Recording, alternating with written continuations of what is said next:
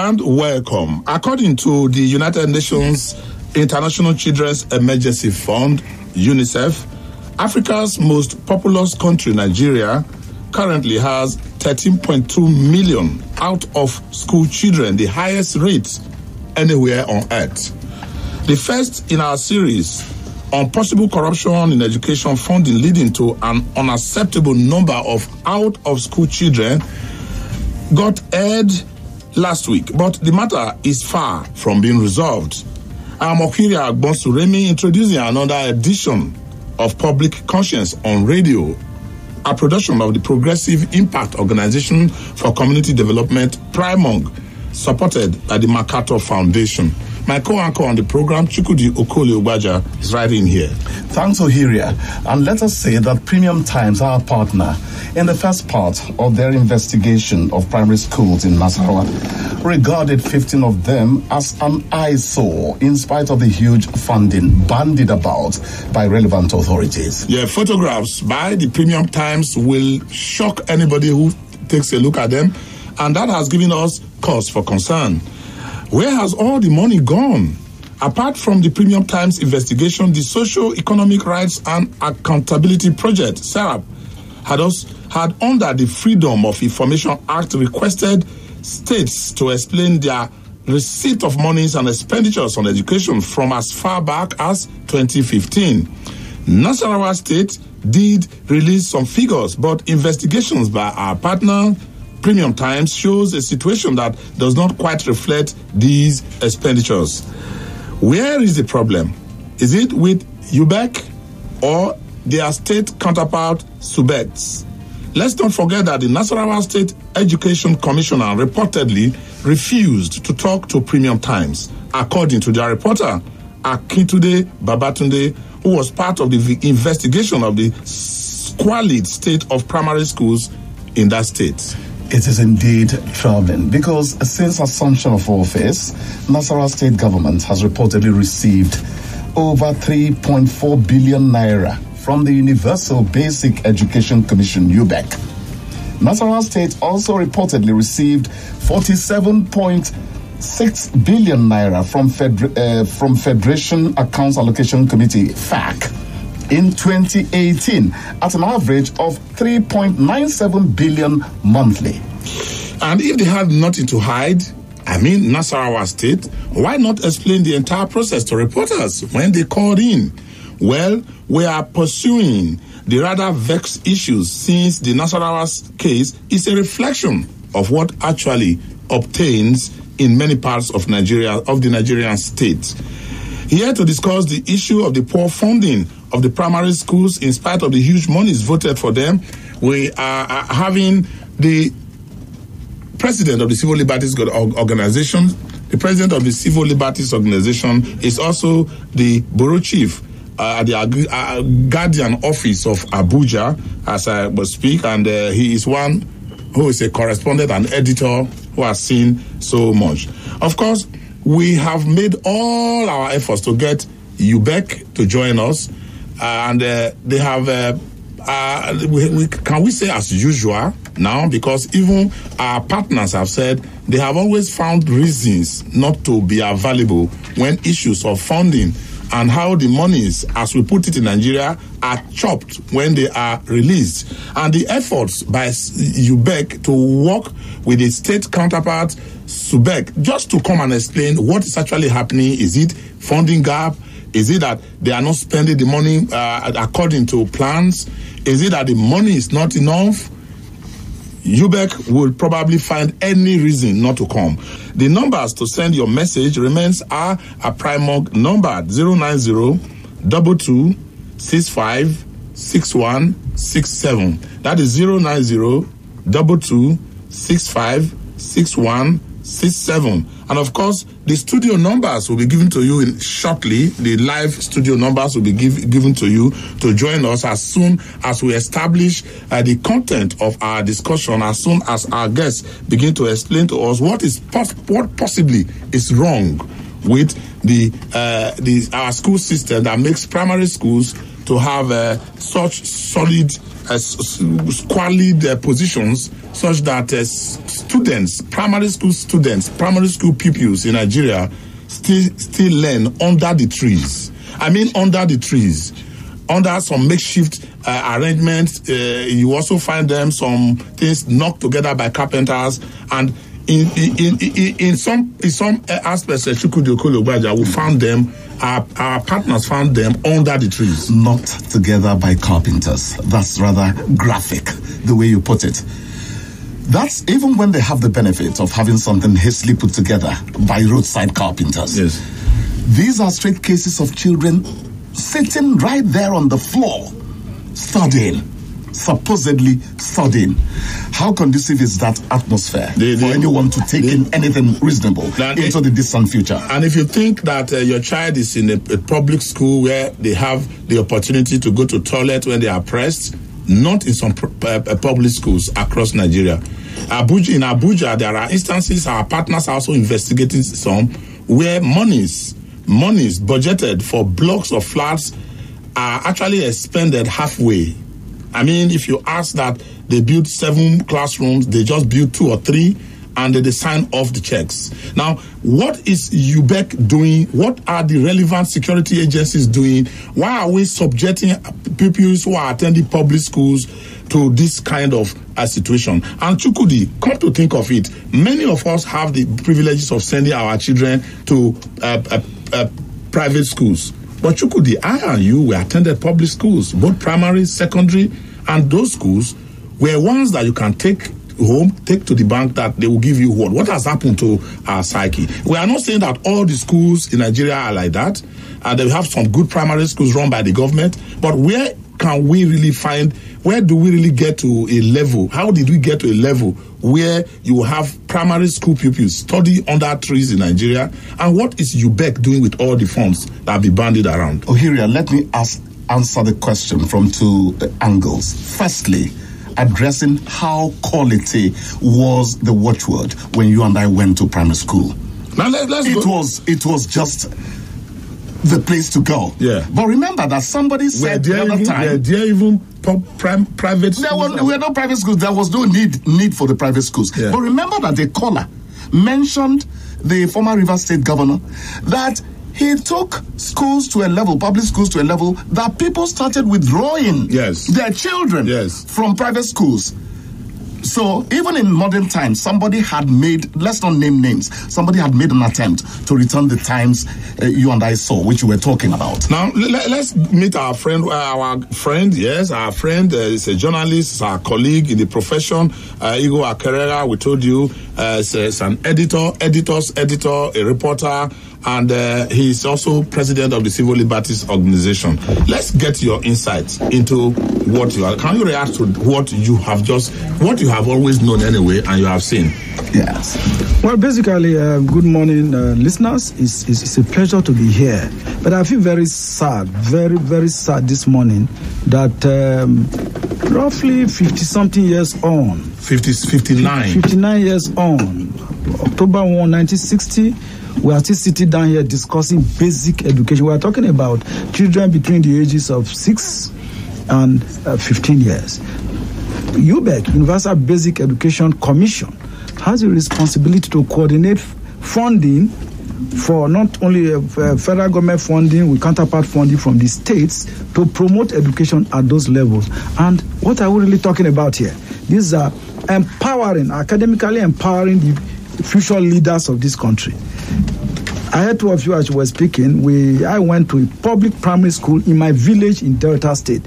Public primary school, and it was so good that I passed the National Common Entrance Examination. I went to one of the best secondary schools also in present-day Delta State. So at what point did we get it wrong? We are now in a country where even those who should fund education, there are questions around, even some of them not having certificates in the first place, even basic certificates. I was just looking at the data. December last year, UBEC said it was releasing $142.6 billion to Naira. Yeah, 142.6 billion Naira to the 36 states of the Federation and the FCT, the schools. and that 50% of this will be deducted directly from source from the parish reform. Yes. That is going to the states. And what was this money going to be used for? To provide infrastructure. Yes. For schools, primary schools, and maybe up to junior secondary school, JSF 3. But what do we see? I travel a lot as a journalist. You still see these children wearing tattered uniform. Some still go to school without shoes, right? They still sit, in some states, they sit under the trees where there are trees. Because when you say trees, it still provides some basic shelter. There are some who even sit in the open space. If you go to Bayelsa State, for example, children sit in canoes to take lectures. Children I have gone there, canoes to take lectures. I've seen it with my eyes, and they call that school. All right, so we are far from it. You have JAMB, you have UBEC, you have all the education regulatory agencies and the interventionist agencies providing the funding and all of that. But we're not seeing any result on the ground. That is really the truth, whether we like it or not. What do you suspect? Because all these funds we see, it is piffling. There's no other way to it. It is simply piffling. Or they are inadequate. They are inadequate. Well, because there's a school of thought that the monies may actually not be enough to solve the problem because of the population. Is that possible? Yeah, well, UNICEF did say that part of the proposition by UNICEF is that 15% of the national budget of countries should be devoted to education. 2 or so trillion naira for the 2019 budget, which the president is even saying they want to scale back. If you look at even today the figures, they want to increase VAT to 7.2, and the government is worried about trying to drive up internally generated revenue. What the government is telling us that they don't have money. So when these monies are not there, how do you fund education? I returned from China 3 weeks ago. We should be ashamed of ourselves in this country that we are still talking about funding basic education. When the average Chinese child is playing with what we call artificial intelligence, they go to school, a primary school child in China is experimenting with AR technology, artificial intelligence. That they don't even watch televisions in China. Everything's on the mobile phone. So there is and we want to compete at the global level. We have our children who, many of them, see people carrying phones, they've never touched it with their hands. Even as parents, for example, when your child wants to touch it, we say, no, don't touch it, leave it there. We should be having internet access at the primary school level, so that even at that level, these children, we have access to the internet and experiment and study with computer-based education. I'm sure you want to take us to the next stage. We're going to talk about a lot of this. Yes. We'll be coming. I think we are glad to have somebody who can give us some insights. She's currently not inside UBEC. She's retired deputy director, zonal coordinator, South of UBEC. Of course, at that level, she understands the challenges. She understands if there are piffling. She understands if the money is not adequate or it is just a Nigerian factor. And we're welcoming Mrs. Francisca Edegere. I hope I pronounced that correctly. It's okay. Thank you so much for joining us. Oh, my pleasure, and thank you for asking me. Now, how do we navigate the challenge? It's so big. We have 13.2 children on the streets. They are not in school, and those who are in school, in parts of the country, children still study under the trees.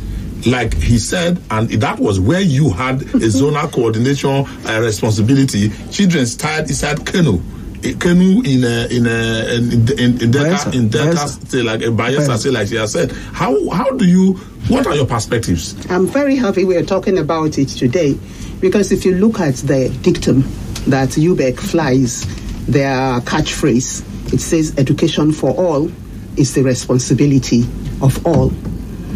We shouldn't point fingers only at UBEC. It's our responsibility to ensure that our children have quality education, free access, and there's equity. And UBEC is a reform organization. How long did you stay there, ma'am? For as long as ever. I spent the whole of my life in the education sector. Yeah, you found it. Yeah. Go on, please. And you were with UBEC for how long? I can't tell now. I started with the National Primary Education Commission. Okay. You know, it metamorphosed into the UBEC. Yes, UBEC. So all those years I've spent, yes. Were you just at the locations? Did you walk around the whole of Nigeria? Of course, because the main objective of UBEC is to monitor. Yes. to monitor and coordinate.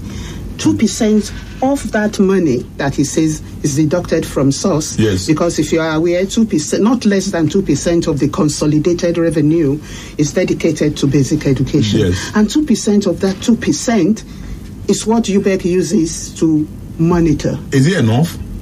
Of course, it's adequate enough. It's adequate enough. At least it's something. Yes. And that's why we have zonal offices. Yes. You can see I was in the South yes. zone. Yes. In all the 6 geopolitical zones, there are zonal offices on ground You to have a ensure. presence. Now, what's the cause of the gap that we are seeing? Where The we disconnect. see disconnect between the basic in this basic education, when we have this kind of fund, it says should be enough, and yet we are still seeing some level that is I think it's lack of political will, especially from the state level. So it The works. SUBEBs. Yes, it works in 3 Phases. phases. The 3 arms of the government. yeah. Yes, works within UBEC.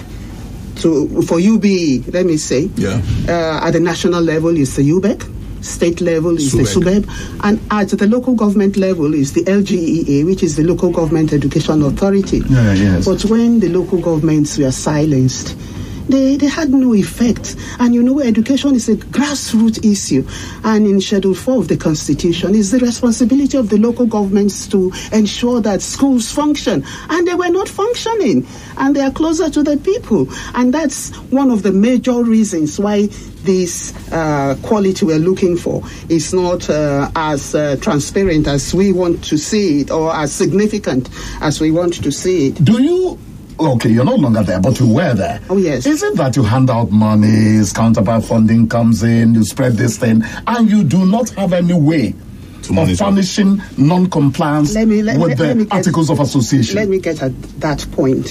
What the SUBEBs do is to produce their budgets, which we call work plan. The normal parlance work plan. Yes. The budget, and it spreads all they want to do within the quarter when the money is drawn down for their use, and they bring the action plan. Let me use the word action plan. They bring it to the headquarters in UBEC, where it is scrutinized, and UBEC ensures that they do the right thing. The work plan is perfect, and they work on that work plan. And if they don't deliver, the deliverables are not there according to the work plan that was approved, they can't draw down. That's why you hear there is some money still left somewhere, because they didn't do when we went monitoring. I'm sorry, I'm still using when we went. I'm not there anymore. You're still there in spirit. When UBEC went monitoring, maybe they found some anomalies. The monies were not properly used, so that we Are withhold. people punished for it? Do they have the powers to tell the EFCC, look, funds were released, or funds that should actually get to the people are not there? The punishment, as it were, is to withhold the money. Withhold the But our money. children suffer in the process. Well, because the states, like I said earlier on, are not doing what they're supposed to do. They are not putting into place what is expected. You come with a work plan approved, and you don't meet it. Whose fault is that? And I think it's also, excuse me one bit, it's also the fault of us, the people.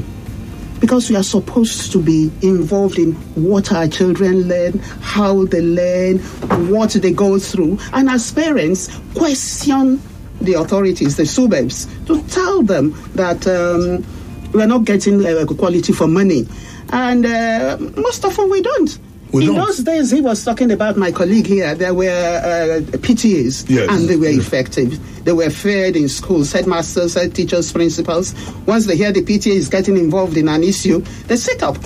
But the PTAs also are not working. And many people have moved their children to private schools, so that is also a factor. But let us look at But let me tell you, the private schools are not better than the public schools, if I tell you. You would say that? I would say that the output of the children in public schools is still very enviable.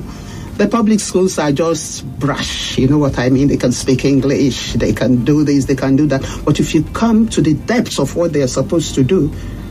Now, you talked about inaccessibility to the fund because of the political will of the states and the local government to perform. Yes. What about funds that were released? We have also had instances where our partners have reported where monies were actually released, but substandard jobs are done. Yes.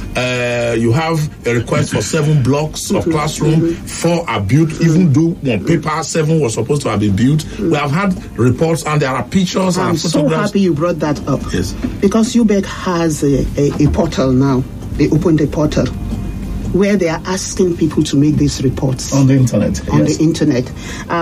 Sorry, I have it somewhere where it's written. They say, tell us about the projects in your community. Yes. Transparency process. Yes. Tell us what's happening. Like you said, if you've heard that a school is supposed to have 4 classrooms, 5 classrooms, and they have only 2 classrooms, you just go online, tell UBEC about it, and something may be done. But we're not using those opportunities. We are not bothered.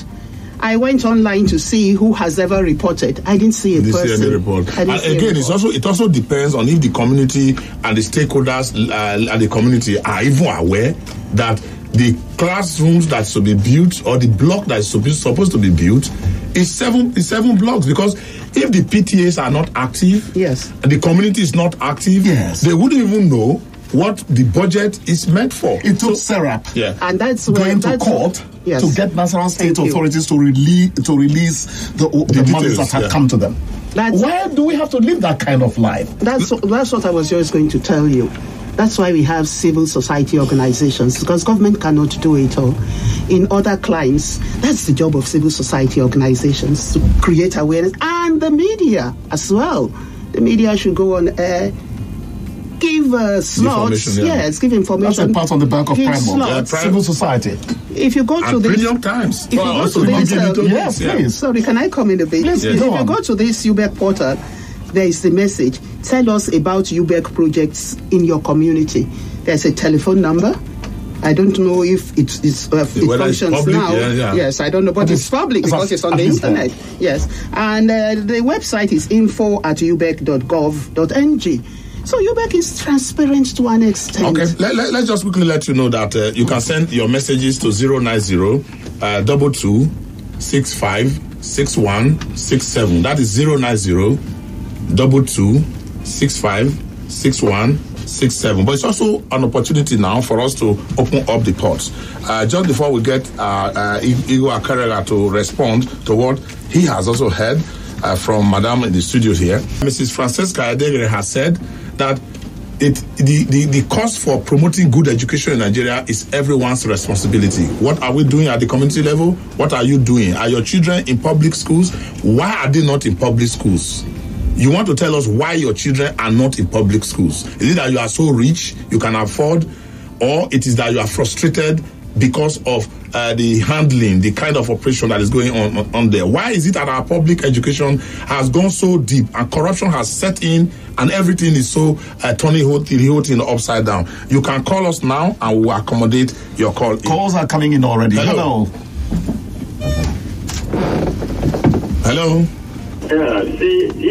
My name is Godwin Ekong.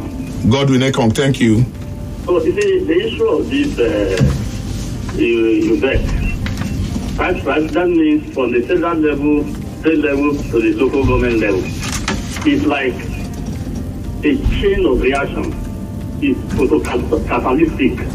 Because the issue is just that those ones, these politicians, they have political cronies where they know how to siphon the resources made available for this primary school, leading secondary school. Even if you go, even in my school, in my place now in Benue State, a lot of things have been truncated, done in such a manner that you think some people have that tendency to see that they don't want to see anything work. Because even this buildings that they are awarded by these people, they award these buildings to themselves. If you go, some of these buildings that have been built have started cracking. They are nothing to carry on. Now, if you have this, Godwin, if you have this kind of knowledge and information at a community level, even in Abuja or in Benue State, where you come from, is there any effort by the community to even do something to say, look, we not go agree that we say it here. Is there anything going, and what is preventing us from really coming out? You as me and I know, within the village, some of these people are too poor. Even to make as acceleration is nothing without maintenance of momentum. One of these things that are done there, those of them who have gathered money in one way or the other, you see them, they use it to load it over the common one. You don't even have any say. Before you even say anything, you know a lot of things that will happen. And they know what is happening. Even the thing from the federal level who supposed to monitor and take as local control to see that these things work. It will never work. What of the Minister of Education? The person there, is there and the education is. How can he know what happens in the life from the primary school, even in education as a whole? Everything has been completely truncated, has been bastardized. I'm telling you the truth. All right, thank you. Thank you very much, Godwin. Thank you very much, Godwin. Our guest in the house, Mrs. Francisca Edegere, is education from the beginning to the end.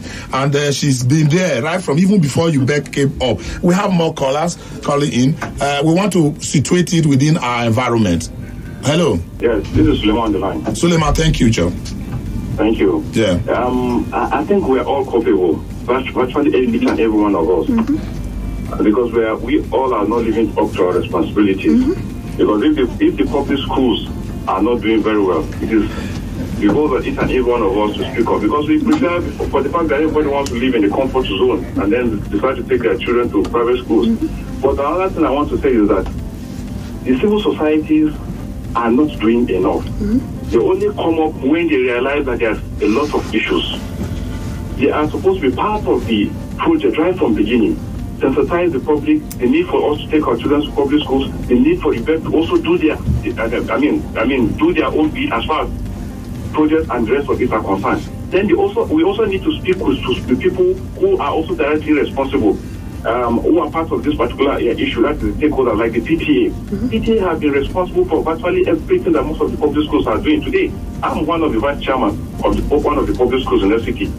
And virtually everything that is being done in that schools, as regards to running of the schools, providing computers, security, and the rest of it, is being taken care of by the PTA.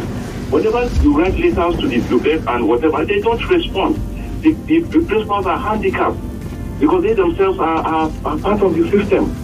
You know? So a whole lot of issues. As vice chairman of the PTA, where your ward is possibly going to school there, what level of interaction do you have with all the stakeholders? Yes, we do. When we engage the principal and the school authorities, as far as issues are concerned, and they're not forthcoming. We go to event ourselves. We engage with those that are responsible for them to be able to see to do whatever they need to do as far as those problems we are trying to bring up is concerned. And most times we do get results, especially in SBT. Okay. When you engage them, you get results. Thank you very much. Keep quiet, you don't get results. Thank you very much, Suleiman. That's a positive one. Let's take more calls before we come down. We still have opportunity to hear from you. Hello. My name is Ahmed Al-Hassan. Ahmed Al-Hassan. Al-Hassan, okay.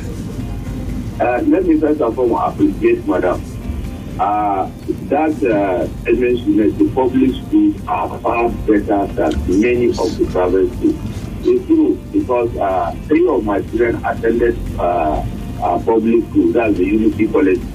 Honestly, their standard is so high in that many of their counterparts in the other private schools have seen their teaching and what they have done in the university. So I think the issue is the high level of corruption at the UBEC and this thing that is going on. The over invoicing and payment of contracts. Several millions will be awarded that can use 10 classrooms, but only 2 classrooms will be the one small. But what are we doing? What are we doing when we get this kind of information that there's over invoicing, there's corruption? What do we do as a people? As a people, that is what we are doing now. This is a platform that we have voice. That's a smart one. That is what we call now to make our own. That's the highest. Good. That's the point. So that is what we are doing, and I encourage these people to keep on with this. I give us an opportunity to continue dishing out information to you that maybe you know where to carry the information to, and then make use of it. Thank you very much. Thank And you I want to tell you, Hassan and any other person listening to us, please drop information for us. 09022656167. That's our number. Whatever information you want to give to us, in respect of all the issues we are treating on the program, we have the capacity to follow up. Let's just quickly. Can we take just one more? Take one or two more, then we'll come. Okay. Hello. Now, let me talk about the issue of Madam said something. She said that they lack a political will. I think it's unfortunate that this is a country where we have a lot of agencies. If we name them different names, but nothing is working. Last week, we spoke about this issue, on issue of another thing, and make let me call it allegation, because due to the country that we have, I agree with what you say. But I want to tell Madam now, what is the way forward? Because we cannot continue talking about political. If it is by political, why are we hearing millions of dollars, billions of naira in Nigeria? And the same government that we are talking about, they will be still listening to still inform us that they want to spend those amount of money in UBEC, in education sector. But what we get after that is nothing. What are we trying to do? That's what I want you people to do. Okay, thank you very much. Madam will respond to it. Listen out, Madam will respond. Madam will respond to why we are not going beyond political will. Will you just take one more? Let's just take one more, then we'll come to the studio too. Hello. Hello, my name is Abraham from Taraba. Abraham. One of your guys has stated that the government school now is better than the private school. So I don't believe that. Because asking your girls to get that woman, if our own children are in or in private school. So they are just deceiving us. All their own, as they are talking, their own children are in school. And that's why they need to be a support at the people to carry our children to go. And we will go there is a dropping ground for our children. All right. When did you carry out your survey? All right, thank you very much, Abraham. Let's come to the studio now, because our time is actually going off. And but he made a point. Can the public officials, the president, the vice president, National Assembly members, those in the Ministry of Education, where do they send their children? And their children in public schools? It's a very valid point that is raising. Because if the public schools are very good, we will not send our children to private schools. Yes, and in a way he expressed how disappointed, disillusioned the rabble are. Let us hear from let us begin from Akere. Akere, you have gotten all the pictures. Yes. Well, it's like I said when I started, I actually mourn for this country. It's pathetic. You're mourning? Yes, it's pathetic. Our generation, once we exit, I cannot really foresee a prepared generation that is going to lead this country. What are we seeing today? University graduates, if you are a man, you go into Yahoo, extorting money from people using ICT and internet fraud. We have that report every day in the newspaper. As a newspaper editor, sometimes I have to remove some because we are debriefing our country when these matters are published. Therefore, the ladies, they just put lipstick in their bags and tissue paper and then they hit town. So that is the leaders we are going with. Those are people that are going to be the National Assembly, that are going to be president, vice president. That's why I say I mourn. But we have a lot of young people who are excelling in various areas. I know. I agree that we need to look at the percentage. Yes, this is a country of 200 million people. Mm-hmm. As at today that we speak, the last 5 batches of NYSC that left, about 82% of them have no jobs. So if you say, people are excelling, why do we have Nigerians in South Africa being murdered? Why do we have Nigerians? Once upon a time, we have Ghanaians in this country, who were doing what Nigerians are not doing outside. At a point, we now say Ghana must go, that they should go. Do we still have, now Nigerians are back in Ghana doing what they used to do? How do you blame that on poor so it is educational failure of leadership. And I am putting these blames squarely. Is it on education? No, not because we are talking education. I know we are talking education. Possible corruption in the process of releasing monies to get education going. Who drives education policy? It is the government. When we say education is is a sub. We can see that. We can see that Igo Akerera is actually very, very sad about this. Yeah, so therefore, I am saying. Let me just make this last point. Yeah. Lee Kuan Yew drove Singapore wholehandedly by his own vision and philosophy. You just need one man to change a country. When people, I'm a civil society person and I'm a journalist. It is very convenient to sit at home and say, so that can change our education, the results we can get from our classrooms. So when people say change, I believe that this government was coming with a change. For example, people just got tired of the PDP, for example, 16 years. And so change. We were thinking that something better was going to be done. We cut a big fish. Let's harvest from Madam and let us remain within the education discussion. I just want to give an answer to the man who said where my children are schooling. Fortunately, I don't have children in secondary school anymore. All my children are grown. They are nursing their own children. But my children went to public schools. I went to a public school as well. So, it's not a matter of just being... But we have so many public officials whose children will not go to public school. It's this generation of leaders. In those days, when I was growing up... Yes. We were going to school with children whose parents were governors, senators, rubbing shoulders with them, excuse me. And we didn't care who they were because we were in the same environment. And if you didn't come first, they had nothing on you. And and most significantly, they were coming behind. And we, the children of the so-called poor, were working hard. We were together in the same environment. It's a new phenomenon. It's a new phenomenon. Yes, and I agree that our public servants, they are servants. Let them just realize they are servants to us. We put them there. Their children should be in public schools as well. We should look for a way to ensure that they put their children in our public schools as well. And UBEC is trying to forge transparency. They work with SACEFA, which is a civil society organization, Coalition of Civil Societies on Education for All. Those action plans I talked to you about, they release them to SACEFA. And SACEFA is a coalition, if you know what I mean. There are a lot of civil society organizations working. Well, but somebody talked about over-invoicing, corruption, in the process of raising funds. Are you saying there were no black legs in UBEC? It's at the SUBEB. If you know the functions... UBEC is the gathering of angels? UBEC? UBEC is a coordinating agency. They don't touch the money. The money goes to the SUBEBs. But they have the responsibility to monitor. Yes, to monitor. That's what I'm saying. They disburse. They disburse. They follow the money. And thank you. They follow the money. So in the process of following the money, do they help themselves? How can you put your hands into the coffers of the SUBEB?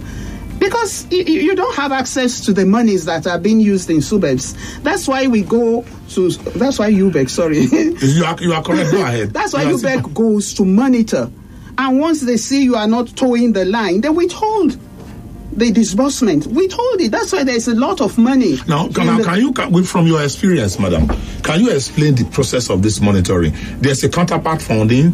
The federal government through UBEC proposed some funds, yes, and the state is supposed to put some money there. Yes. What is the level of funding? I want to see where the leakages are. Whether in the course of your monitoring, whether you found... I'm not saying UBEC is speak span, because nobody can be perfect. Yeah, you're not angels. Yes, but UBEC is transparent enough for me to back them. What happens is they disburse the money to the SUBEB. When the SUBEB brings in its own counterpart, yes. When they see the counterpart is in there, then they put in theirs.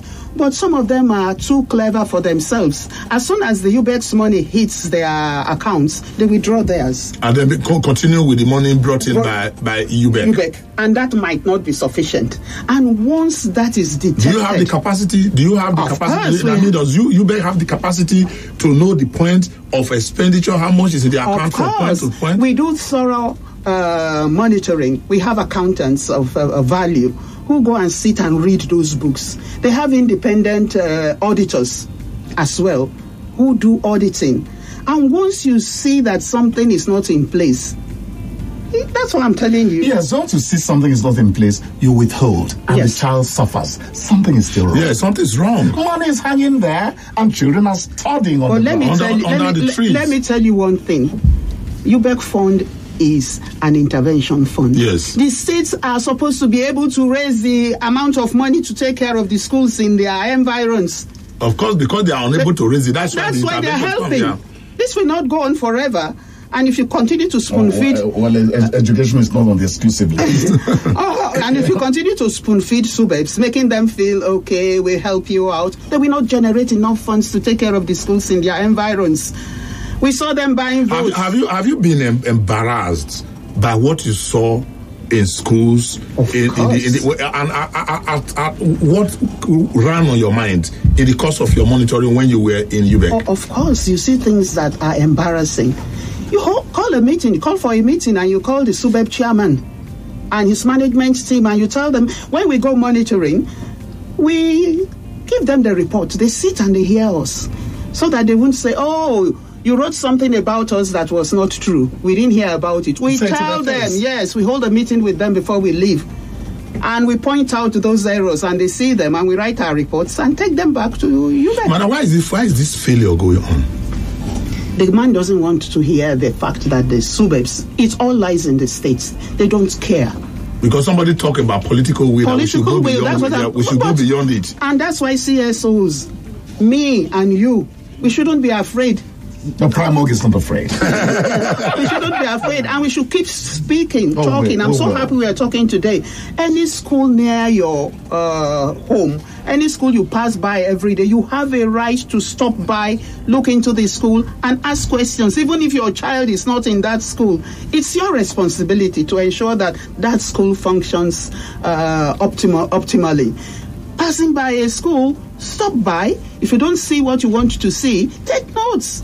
Report to UBEC. I'm so happy with the man who said they get results when they go to UBEC. Now, you are correct. Shouldn't the one of the approaches, like my head is running on how to actually get the schools to key into the UBEC fund and then do exactly so that we can eliminate the corruption. That shouldn't UBEC have initiated a plan that will take in Parents Teachers Association, the community, before monies are disbursed to in the intervention in these schools? Let me tell you, DFID, there was this, they stopped calling it PTA. It was called SBMC, School-Based Management Committees. Okay. They set them up, school-based management committees from the communities. Is this supposed to help with the monitoring of this intervention? Of course. So, how effective can this be? Well, the truth is that if we are looking at a deep-seated holistic approach to resolving this problem, I would think it should start with the National Assembly, right? Yeah, people have said that it will be commencing an affront on the rights of people if you insist that they must put their children in a particular environment. but we have a problem in our hands, for example. This problem we have cannot be solved by doing intellectual discourse, conversations every time. What I just noticed in Nigeria is that Nigerians are so brilliant, very intelligent people who can do conversations for 100 years without solution. So for me, really, the National Assembly must come with legislation to say, if you are coming to the National Assembly, all right, your children should go to public schools. Maybe we can also extend that to public servants. Yeah. Then you must also get them to put their children in Nigerian schools, not abroad. Public schools in Nigeria. Public schools in Nigeria. You must also access public hospitals, except where maybe the chief medical officer of that state or that region says that they don't have the capacity or the knowledge to deal with that in it. Then you can go to India and China, and these places will fly to. If we don't do this, we can blame UBEC forever. We can blame the federal government forever. We are not going to get anywhere. It is about legislation and insisting on compliance. All right. Once we do that, the schools will be fixed. All right. We just have to wrap up now because the time is over. We have had the privilege of having Mrs. Francisca Ederere, who incidentally has had her own very, very long time of work with the UBEC. She retired as a deputy director, zonal coordinator, south of the UBEC, and she has graciously granted us the insights, some of the very, very deep insights into the workings. And we are looking at how to reduce corruption, how to be sure that the public funds budgeted for primary schools are utilized, and to be sure that our children are not under the trees and other makeshift arrangements and sitting on the floor to go to school, primary schools across Nigeria. And we have anchored in Nasarawa State, following a report by Premium Times, that a lot of schools, at least 15 of them, were in eyesore position, and that we should do something, and that corruption probably led to some of those things. We want to thank Madam Francisca Edegere for coming on the program. Thank you so much, Madam. Thank you so much. And Igor Akerera is President of the Civil Liberties Organization and the Abuja Aburu Chief of the Guardian newspaper. Thank you so much for joining us on the program. We're missing out Ada Obi. Ada Obi was can you use 1 minute to tell us those if we had your time is almost up. Yes. Okay, we have Sherif Olalekan from Gariki. He says that corruption is a problem, that there's a department in UBEC which is saddled with the responsibility of supervising the executed project. Becky also said that our guest is correct. Government schools are the best. She's of the opinion that the problem in Nigeria is that we have misplaced interest. And Paul says that public schools in Nigeria are poorly funded because we have a faulty foundation, which is the Constitution. And he is of the opinion that those who constructed the substandard buildings should be prosecuted. We also have Michael from New Caro, who says that his children don't attend public schools, especially at the primary level, because the schools are in a poor state and the government is not ready to improve the system. And that will be we're almost cutting you off there. But thank you for reminding us, because we told you to send us your information, send us your messages through 09022656167. That number remains open. You can continue to interact with us on that. But before we go, we want to quickly remind you that the birth certificate is free. Yes. We will not fail to remind you, if you pay anybody 1,000 naira, 2,000 naira to obtain your birth certificate, you'll be wrong. And then the one that is loading is the town hall meeting we are taking to the Peggy community to find out why there is still corruption and fraud in the metering process, the electricity metering process in Nigeria. And we are sucking in, or we are getting in all the stakeholders to begin to look at the ordinary person who is overbilled through estimated billing. And we're also looking at communities that are helping themselves doing illegal connections. And that town hall meeting, we will explain the details to you on our next week program.